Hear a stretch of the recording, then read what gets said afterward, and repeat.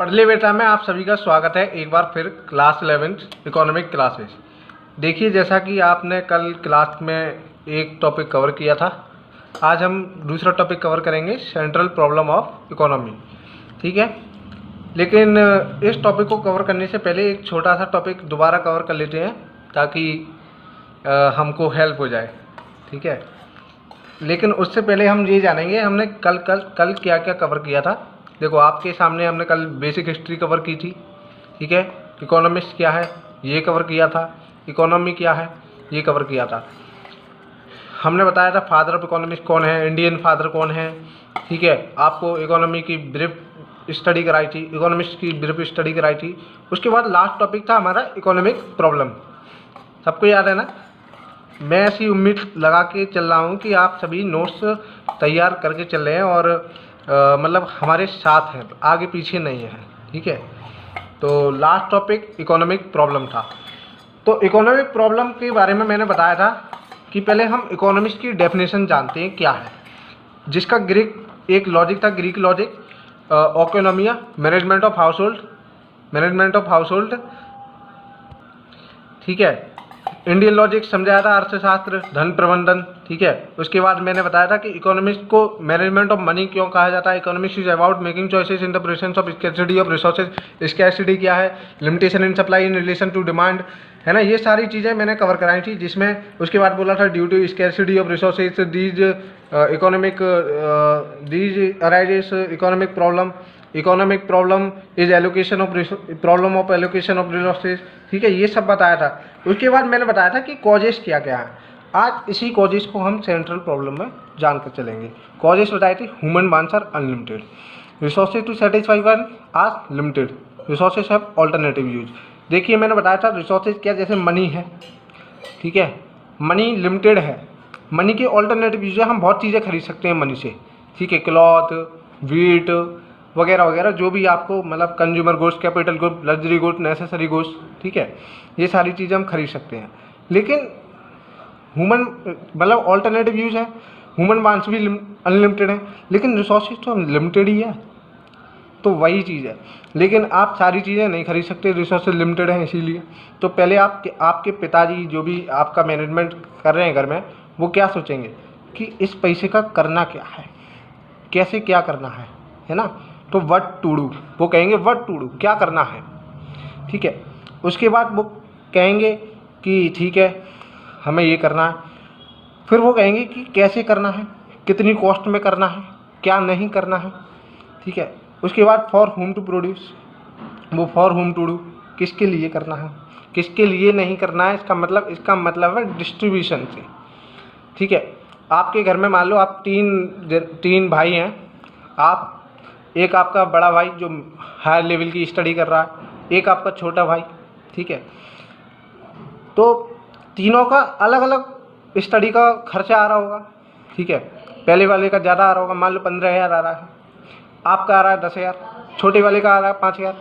अब पापा ऐसा तो डिस्ट्रीब्यूशन करेंगे नहीं कि 30,000 है, मतलब 30,000 है तो 10,000 देंगे, तो छोटे वाले की तो पार्टी हो गई, पिज्ज़ा पार्टी मनाएगा। नहीं, ऐसा नहीं है। तो जो 5,000 है वो भैया के उसमें चला गया, तुम पे तो कुछ बचा ही नहीं, तुम तो नील थे।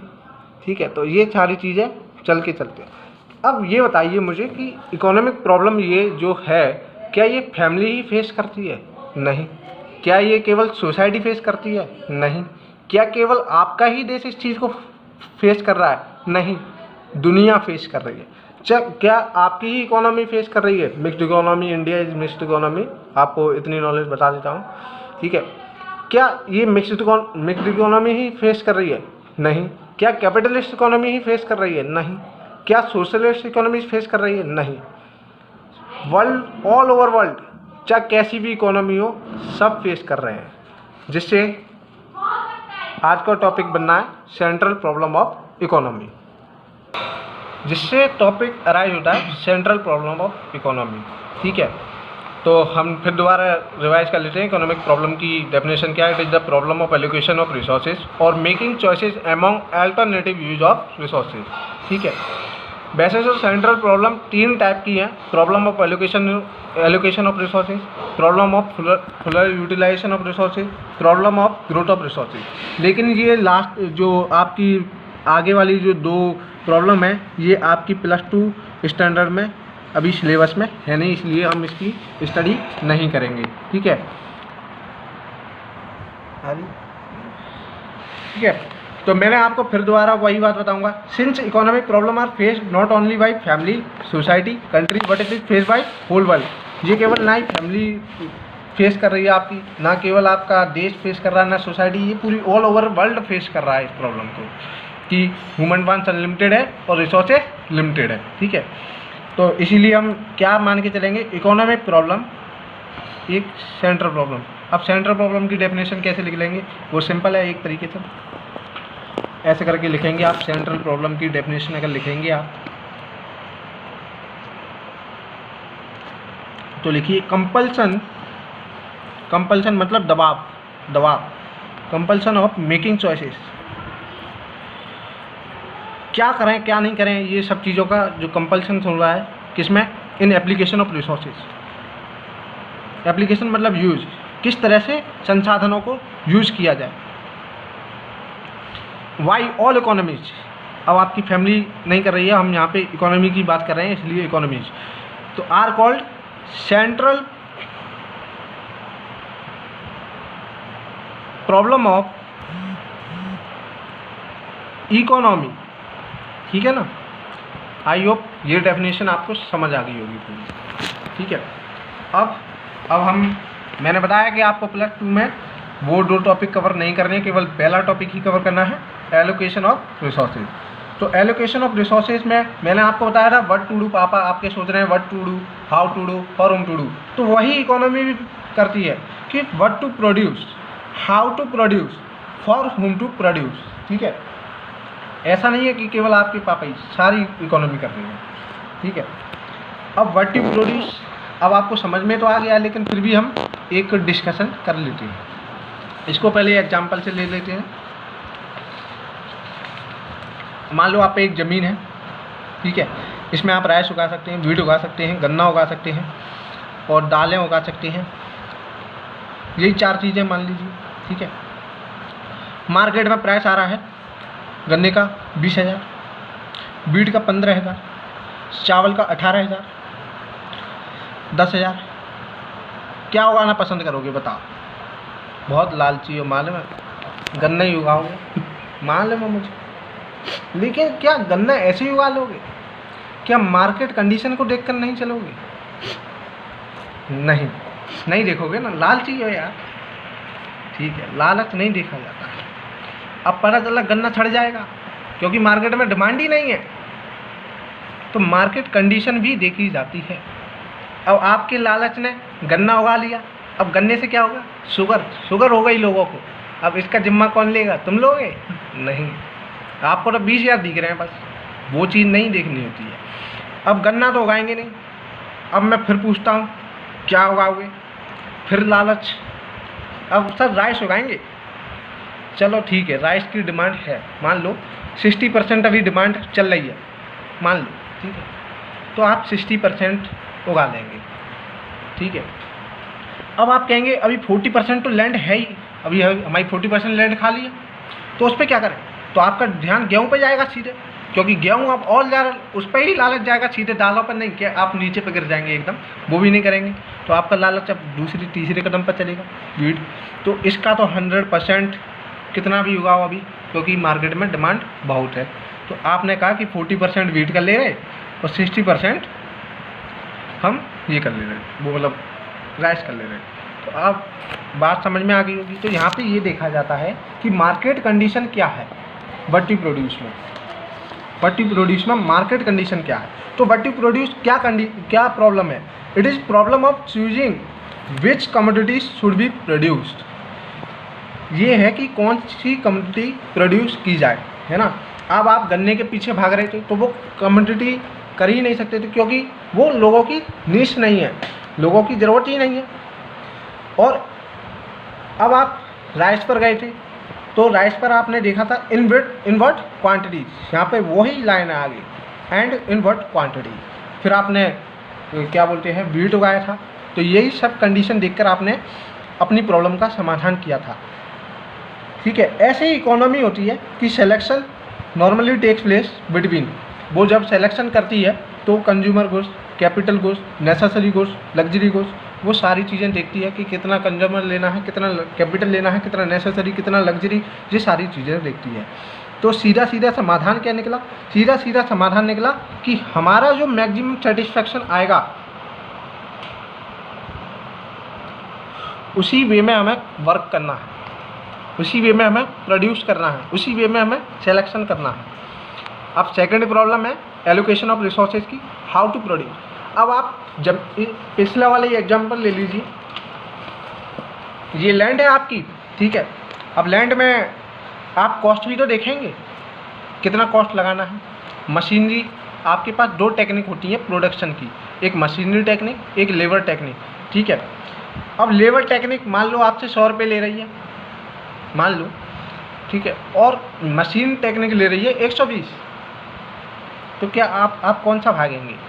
लालच इसमें पक्का चलेगा तुम्हारा 100, लेकिन एक जगह लालच नहीं चलेगा, जहाँ नेचर ऑफ बिजनेस की बात होगी, जहाँ केवल मशीनरी ही यूज होती है, वहाँ आपका मतलब ये लेबर टेक्निक और मशीनरी, वहाँ पर सिलेक्शन का मतलब वॉइड है, मतलब वैल्यू वॉइड है, वहाँ पर सिलेक्शन होना ही नहीं है, ठीक है। तो वहाँ पर नेचर ऑफ बिजनेस की भी बात देखी जाएगी। लेकिन यहाँ पर फिलहाल एग्रीकल्चर में तो हम दोनों ही टेक्निक यूज कर सकते हैं, तो यहाँ पर आपका लालच 100% चलेगा, तो 100 ही चलाइए, 120 नहीं। 120 में घाटा हो रहा है क्योंकि आपका लालच खत्म हो जाएगा, ठीक है। तो समझ गए होंगे ये बात कि हाउ टू प्रोड्यूस क्या कहना चाह रहा है। ये यही कहना चाह रहा है कि कौन सी टेक्निक यूज करें। It is problem of choosing the appropriate technique of production for producing goods. Goods को प्रोड्यूस करने की कौन सी टेक्निक, सटीक जो प्रोडक्शन की टेक्निक है वो कौन सी वो करें, मतलब यूज करें, ठीक है।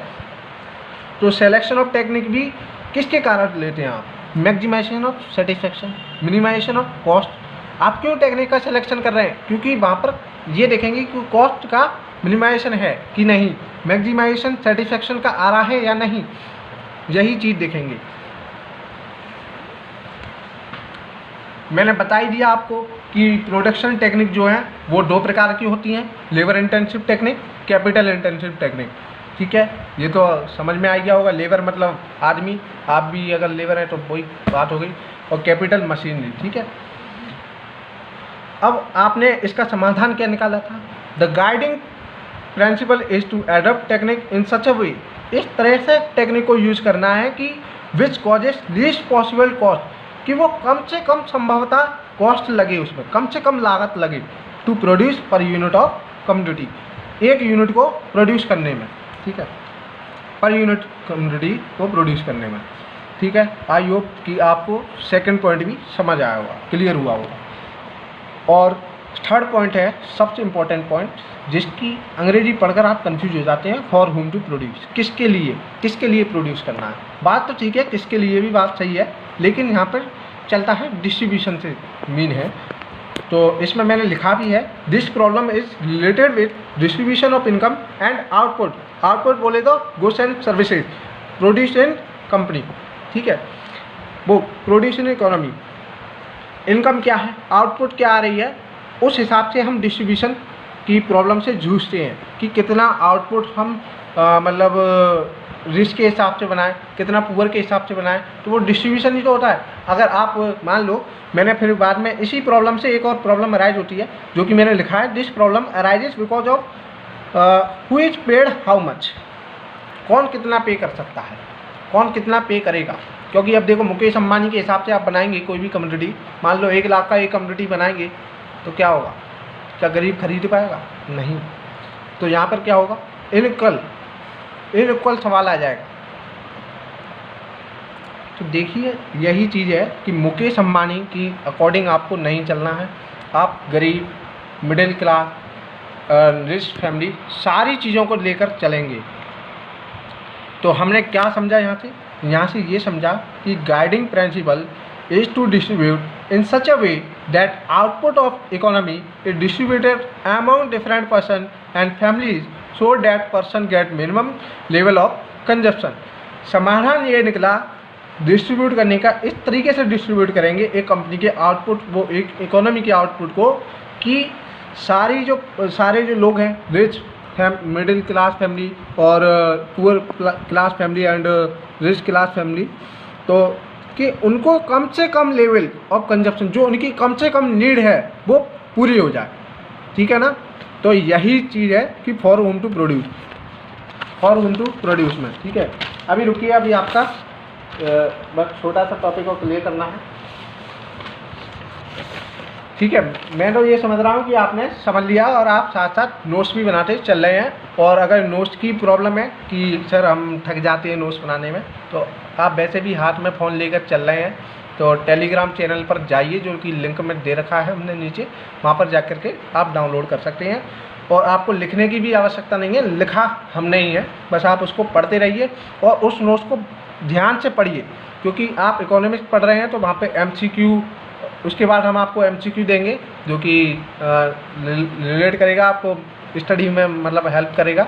ठीक है, उसके बाद आप उससे हेल्प मिलेगी आपको रिमेम्बरिंग बेस्ड क्वेश्चन करने में, हॉट क्वेश्चन बेस्ड करने में, और आपको इवैल्यूएशन बेस्ड क्वेश्चन क्लियर करने में हेल्प मिलेगी। जब तक आपका MCQ करने में मदद नहीं आएगी, तब तक आप रिमेम्बरिंग बेस्ड केवल पढ़कर ये कहेंगे कि भैया आधा मेरा सही है, आधा मेरा गलत है। लेकिन MCQ में क्या होगा, आपका अगर गलत है तो गलत है, वहाँ ये नहीं चलता कि आधा और पूरा, वहाँ पर गलत है तो गलत है।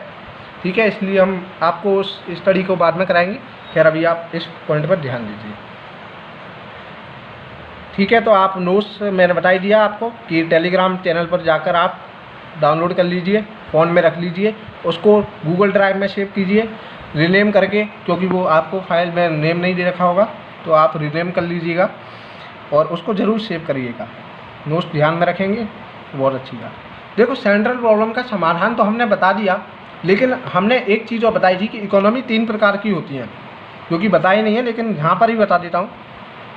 इसके बारे में हम अगली क्लास में डिस्कस करेंगे, लेकिन अभी एक छोटी सी बात बता देता हूँ, ये इकोनॉमी कितने प्रकार की होती हैं। एक कैपिटलिस्ट होती है, एक होती है हमारी सोशलिस्ट, एक होती है मिक्स्ड। मिक्स्ड तो आप समझ ही रहे होंगे, इन दोनों को मिक्स कर लो जूस की तरह, केला दूध, बात खत्म। तो आप यही बात है कि यहाँ पे सेंट्रल प्रॉब्लम, अब इकोनॉमी की बात आ रही है, तो इकोनॉमी में जो सेंट्रल प्रॉब्लम है वो कैसे सॉल्व होंगी, इस बारे में हम कल डिस्कशन करेंगे आपसे। तो देखिए, ये इकोनॉमी क्या है मैं वो ही बताऊँगा, और कैसे ये इकोनॉमी सॉल्व करती हैं ये सारी प्रॉब्लम को वही भी बताऊंगा। तो आई होप कि आप पहले ये पढ़िए, और उसके बाद आपका कल ही वो जो लिंक में वो वाला वीडियो मिलेगा आपको इकोनॉमी वाला, और दूसरा जो PP कर वाला है वो कल होगा। ठीक है, धन्यवाद।